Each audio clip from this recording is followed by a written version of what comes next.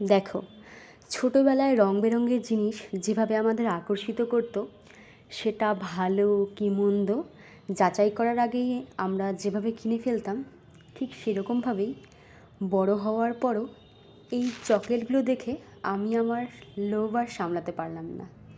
এটা ভালো কি খারাপ ভাবার আগে কিনে ফেললাম। তো বাড়িতে আসার পর ভাবছিলাম কোন কালারের চকলেটটা আগে খুলো। তারপর সবথেকে ভালো লাগলো আমার এই পিঙ্ক কালারটা। তো দেরি না করে খুলেই ফেললাম।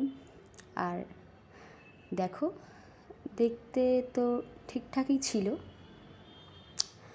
আর এটা মাঝখান থেকে দু টুকরো করার পর ভিতরে একটা জেলি টাইপের কিছু দেওয়া ছিল।